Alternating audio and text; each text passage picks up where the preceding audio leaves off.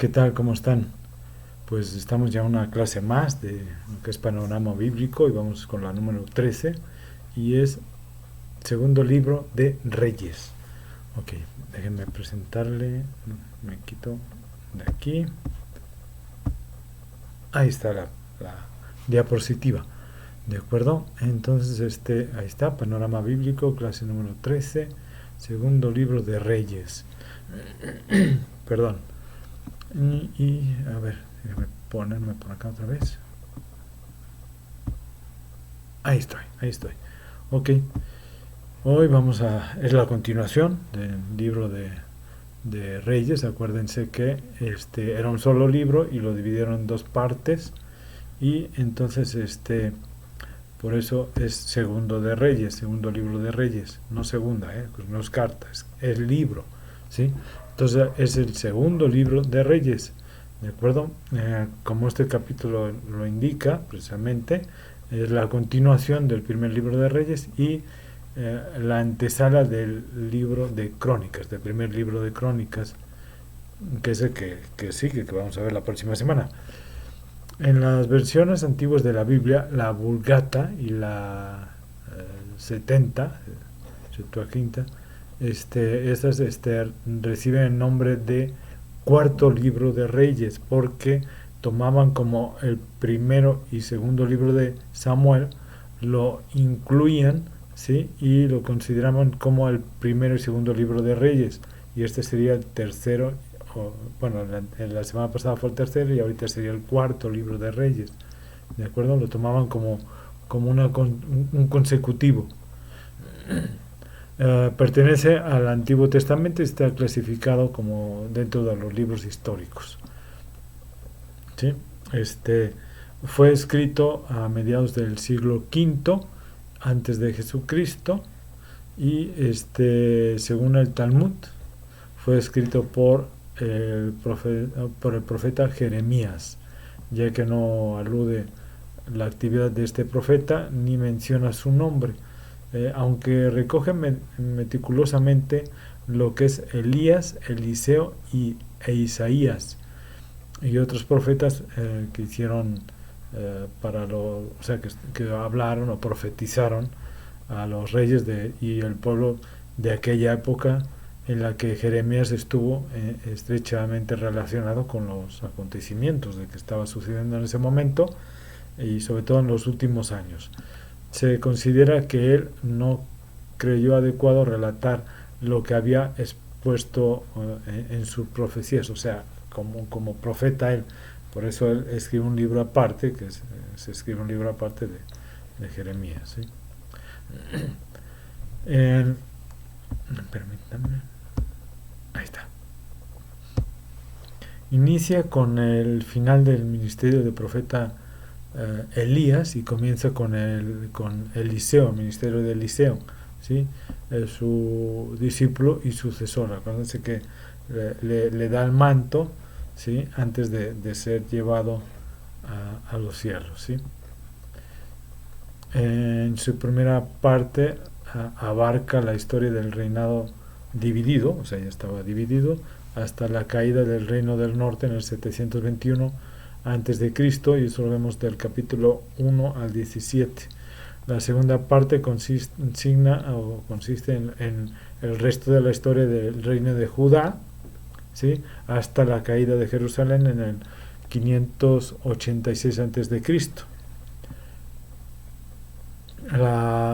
También abarca en esa parte la deportación a Babilonia, la inmigración en masa a Egipto y la transformación de Judá en la provincia de Babilonia, o sea, perdón, en la provincia de Babilonia, o sea, me doy a entender mejor.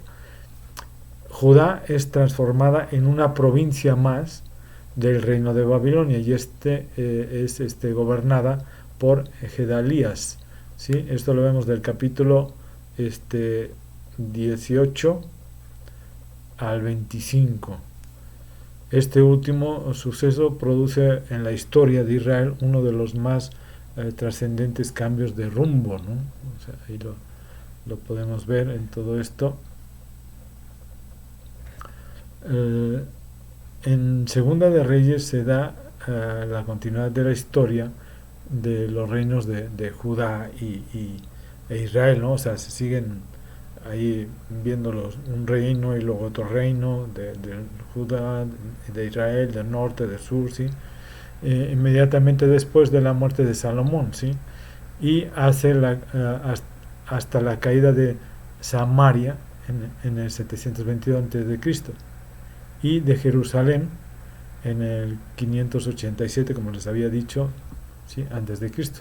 Hace un esbozo genérico, podríamos decir, de Judá e Israel, y señala el alejamiento de Dios de Jeroboam y el culto a los becerros de oro. Eso ya lo habíamos mencionado la semana pasada, que acuérdese que hace dos templos y pone uno en cada uno, ¿sí? Y describe las continuas guerras entre los reyes subsiguientes, o sea, los que continúan después de ellos, de Israel y Judá, ¿no? Hasta llegar a Ahab.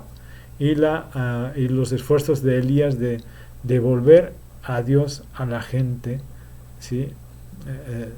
Que estaba apartada, descarriada, pudiéramos decir, por lo que había hecho Ahab. Narra las destructivas alianzas entre Ahab y la casa de David, los milagros, profecías, actividades de Eliseo, la destrucción de la raza de Ahab, ¿sí? Por Jehú. A ver, espérame, esto ya lo... Ajá. No, bueno, y por Jehú. Eso vamos a hablar un poquito más adelante de él. Ahorita vamos es un esbozo general, ¿sí? El fallecido intento de Atalía de destruir la casa de David, la línea posterior de los reyes contemporáneos ya de Judá e Israel hasta el final del último reino y la causa de la caída, ¿sí? Ahí nos habla de todo esto. En la parte final de la historia del reino de Judá después de Ezequías, y de cómo fue liberado del poder de los asirios y de su complicada, presuntuosa contra los babilonios, que dio lugar a la cautividad en Babilonia y al exilio, ¿no? También relata acerca del reinado de Manasés, cuyo pecado iniciaron la ruina de Judá. Habla acerca de la restauración del templo, Josías, quien renovó la alianza con Dios, luchando contra la idolatría y los últimos reyes hasta la destrucción de Jerusalén por los babilonios. Finaliza con la liberación del rey Joaquín de su encarcelamiento. Pero bueno, eso lo veremos un poquito más adelante, ¿sí? El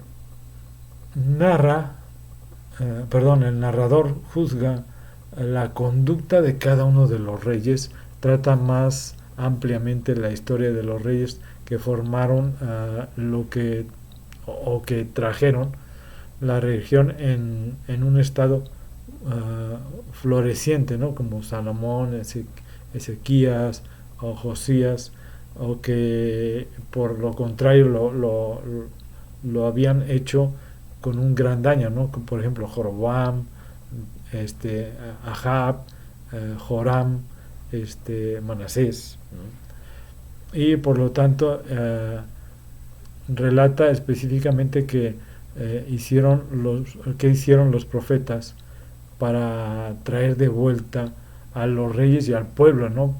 Hacia que volvieran a retomar las leyes religiosas, ¿sí? Y también para animarlos, ¿no? A que volvieran hacia Dios, que se regresaran a Dios. El reino del norte fue sacudido por una revolución sangrienta iniciada por un hombre llamado Jehú, quien destruyó a la familia de Acab, Aunque Jehú fue inicialmente pues comisionado por Dios precisamente para esto, pero su violencia se sale de control y crea una espiral de asesinatos políticos, religiosos, de los que Israel jamás se recupera, ¿no? Ya no se levanta de ello. Después de Jehú tenemos pues, golpe tras golpe, ¿no? Uno tras otro, de los reyes, Zacarías, Salum, Manahem, Pecaía, Peca, Oseas, o sea, muchos, uno tras de otro, y cada rey seguía a otros dioses y permitía injusticias horribles en el pueblo. Todos nos lleva a Segunda de Reyes, el capítulo 17. El gran y malvado imperio asirio desciende y acaba con todo el reino del norte. Ahí fue donde, hasta ahí llegaron. Y la ciudad de capital de Samaria es conquistada y los israelitas son exiliados y esparcidos a través de todo el mundo antiguo. El capítulo 17 pues, realmente es clave. Ahí está. ¿Sí? El capítulo 17 es clave. El autor detiene la historia y ofrece una reflexión profética de lo que acaba de suceder en ese momento. Él culpa a la caída del reino del norte, a la idolatría y a la infidelidad al pacto de Israel, ¿sí? O sea, con Dios, ¿no? Al pacto de Israel y sus reyes con Dios. Por tanto, Dios les ha hecho enfrentar las consecuencias de sus decisiones, o sea, de haberse alejado de Él, ¿sí? Y el último movimiento o parte, sección del libro, nos cuenta la historia del solitario reino del sur, ¿sí? Allí conocemos a varios reyes buenos, heroicos, ¿sí? Como Ezequías, quien confió en Dios cuando el ejército asirio estaba ya en las puertas, ¿sí? de Jerusalén. O por ejemplo Josías, quien descubre un rollo, ¿sí? perdido de la Torá en el templo y comienza a leerlo y es confrontado con la palabra de Dios, ¿sí? Entonces instituye reformas religiosas para quitar, la idolatría y la influencia de Canaán en el reino. Pero Judá ya estaba demasiado arruinado y ya no hubo vuelta atrás, ¿no? Bueno, ahorita les platico. Manasés es por mucho, Manasés está antes de Josías, ¿sí? Entonces es por mucho el peor de todos, ¿no? Realmente fue el peor de los reyes del sur, ¿sí?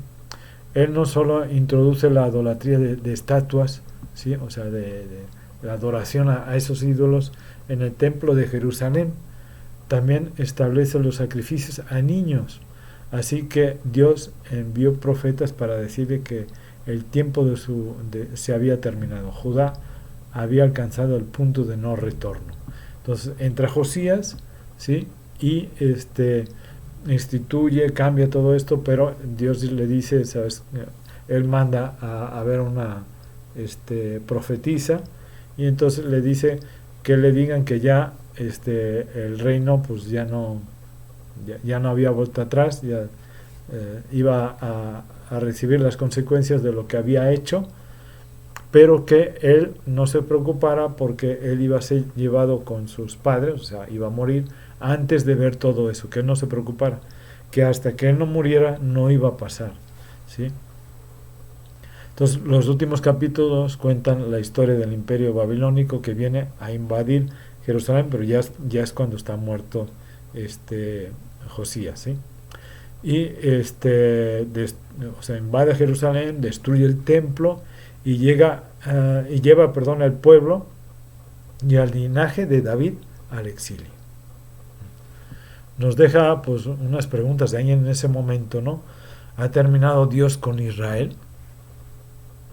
¿Ha terminado con el linaje de David? Bueno, nosotros lo sabemos, ¿no? Pero en ese momento sería así, todo el pueblo de Israel se queda con eso, ¿no?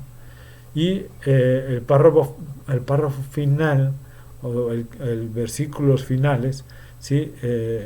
Se proyecta alrededor de 37 años después, o sea, en el exilio, 37 años en el exilio, ¿sí? Y narra una historia muy extraña, ¿no? Se trata de Joaquín, un descendiente de David, quien fue rey por 3 meses, o sea, fallece Josías, entra su hijo, es hijo de Josías, ¿sí? Y 3 meses después de que él es rey, ¡pum!, llega el rey de Babilonia y se apodera de Jerusalén, ¿no? Entonces, el rey de Babilonia lo libera de prisión y lo invita a comer en la mesa del real por el resto de su vida, y ahí termina el libro. Ahí es donde termina. No es mucho, pero bueno, es una historia que da un rayo de esperanza al pueblo de Israel, y que Dios no ha abandonado el linaje de David.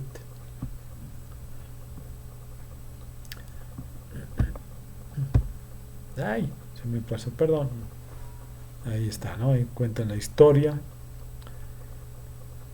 del imperio babilónico, cómo invade Jerusalén. Es la parte final, ¿no? Digamos, y nos deja esas preguntas que les dice, ¿sí? En ese momento el pueblo de Israel, ¿no? O más bien la descendencia de David, dice, bueno, hasta aquí llegó el linaje de David, pues él nos había prometido que de nosotros vendría el rey que libraría a- que pondría su reino en la tierra, ¿no? Entonces todos se quedan así, que qué va a pasar, ¿no?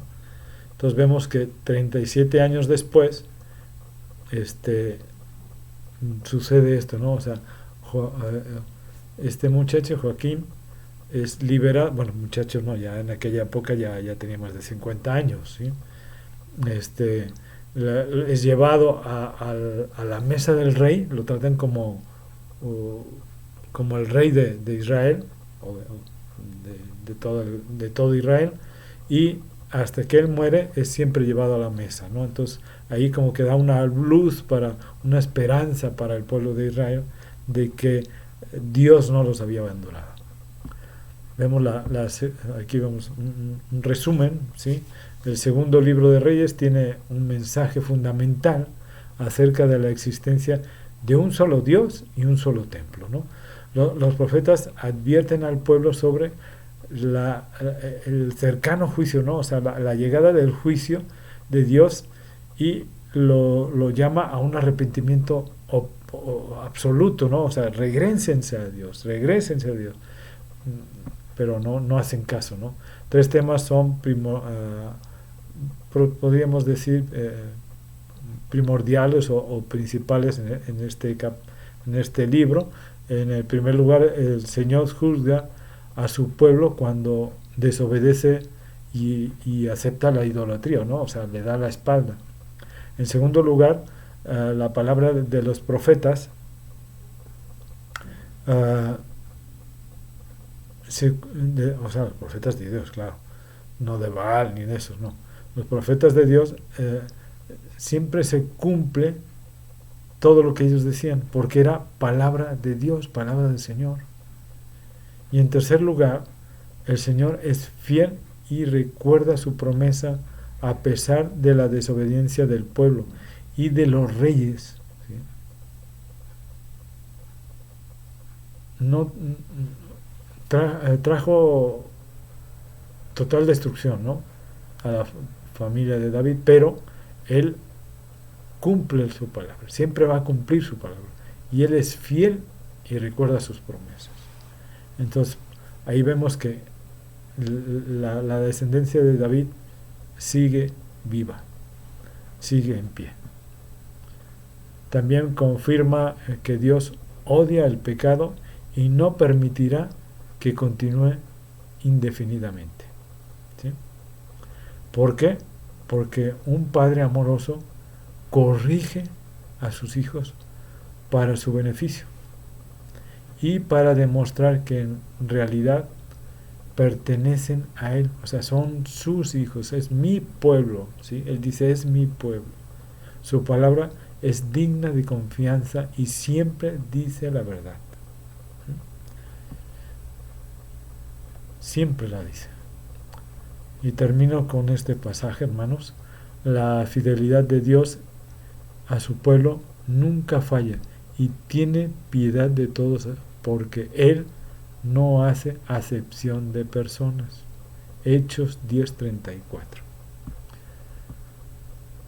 Así es que así termina el libro segundo libro de Reyes, con esa esperanza, ¿no? Con esa luz que nos indica que la, la familia de David, o sea, la descendencia de David, continúa. Por lo tanto, el pueblo de Israel va a continuar. ¿De acuerdo? Ok. Dios los bendiga, cuídense mucho y nos vemos la próxima semana con el libro que sigue. ¿De acuerdo? Hasta luego.